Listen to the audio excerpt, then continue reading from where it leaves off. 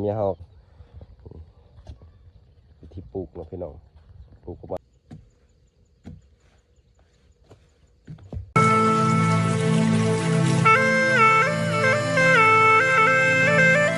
สบายดีเนาะพี่น้องเนาะทั้งสาวลาวและสาวไทยเนาะพี่น้องเนาะตอนนี้ก็มาเจอกันเช่นเคยนะพี่น้องสิพาไปปลูกมันต้นเนาะตอนนี้ก็อยู่สวนเนาะพี่น้องเนาะอยู่สวนมันต้นเพราะว่าเมื่อวานนี้ก็ฝนตกแห้งนะครับคืนนี้เนาะพี่น้องเนาะฝนตกแห้งๆพี่น้องก็เลยสิพาไป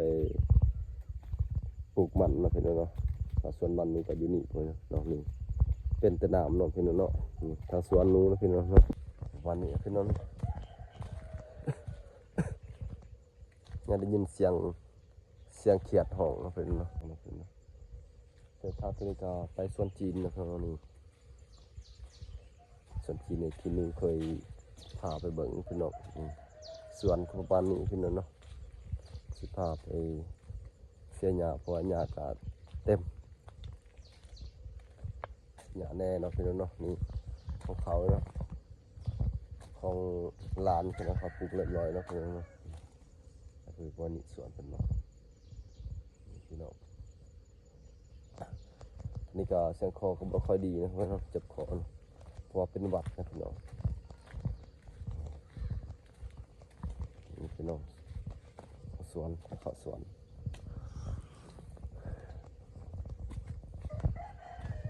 มันต้นก็มันตายพี่น้องเต็มแต่แมงจักแมงยังกินเนาะพี่น้อง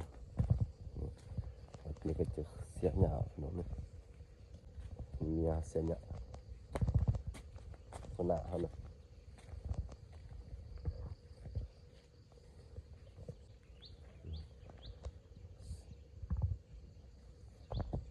ส่วนต้นเต็มแต่หญ้าพี่น้อง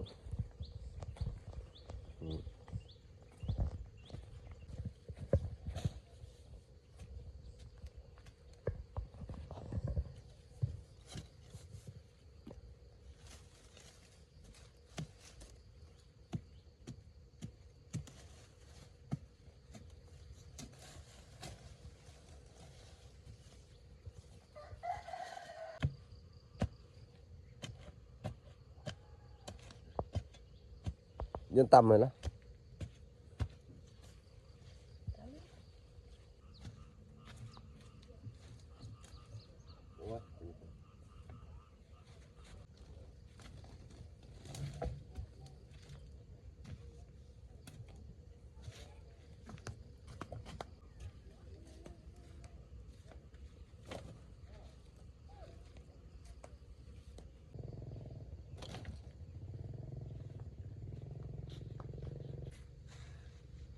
เราเตะดะ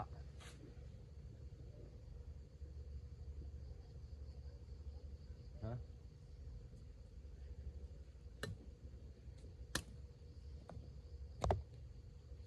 ต้องโจทย์เหรอแล้วเลยต้องโจทย์แกlah lewat nari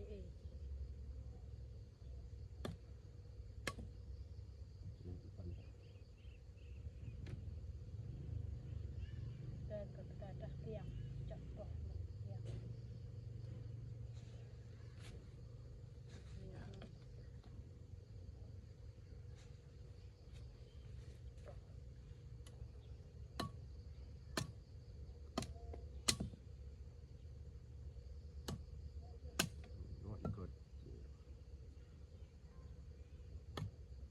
ini mata sesuai ke bijak kan soalnya jadi entah kayak ring dan itu ini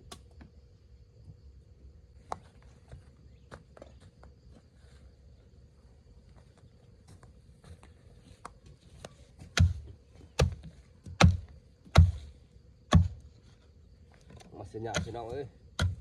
หญ้ามันต้นเนาะพี่น้องเนาะปลูกมันต้นเนาะพี่น้องตัวนี้เนาะมากับหัวหน้าเนาะหัวหน้าผมพาเฮ็ดเนาะพี่น้องโอ้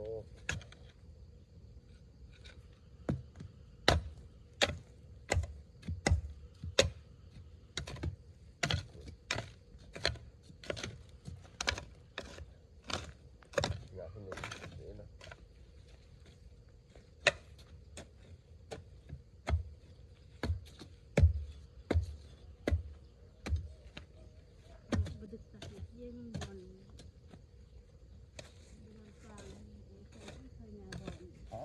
ปังบ้าง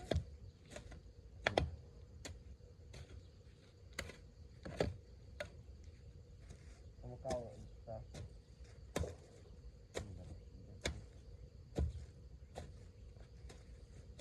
นี่ที่จะนำอะไรนะมาทำดู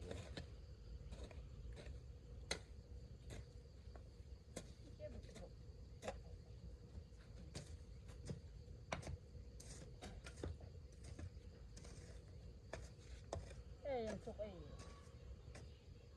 ใช่จ้ะยามาเสียเด็กกิน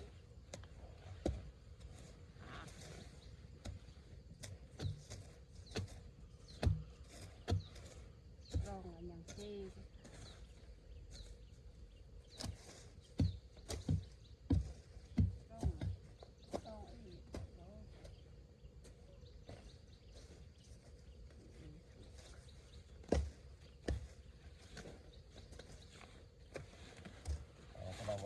นี่แล้วเราจะเป็นเล็กไว้แต่เล็กไว้คืออะไร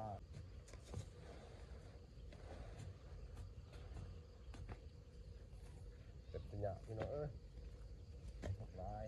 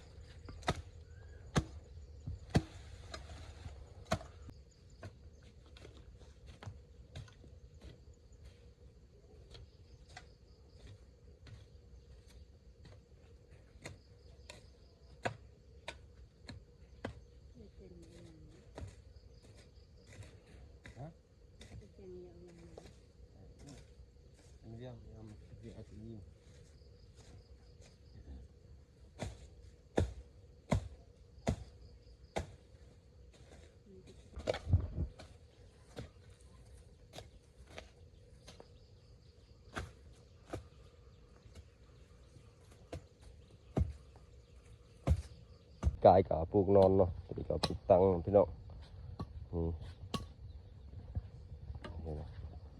สวนวันนี้เนาะพี่น้องวันนี้ก็บ่แล้วดอกพี่น้องแต่มื้ออื่นเนาะเฮ็ดไหมเนาะทีนี้ก็พรก่อนเนาะพี่น้องว่าสิไปตัดไม้อีกพี่น้องเพื่อจะเฮ็ดละหัวเนาะยันว่างัว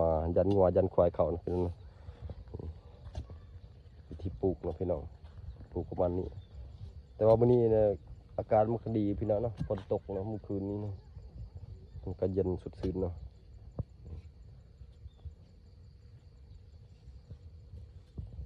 คนเป็นผู้ปลูกเนาะ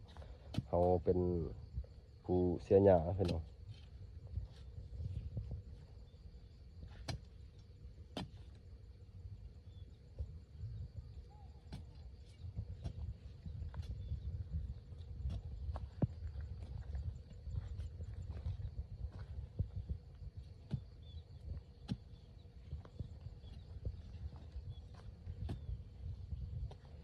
นี่ก็ตัวเก่าแล้วเพิ่นเนาะตัวปีกายเนาะทีนี้เนาะ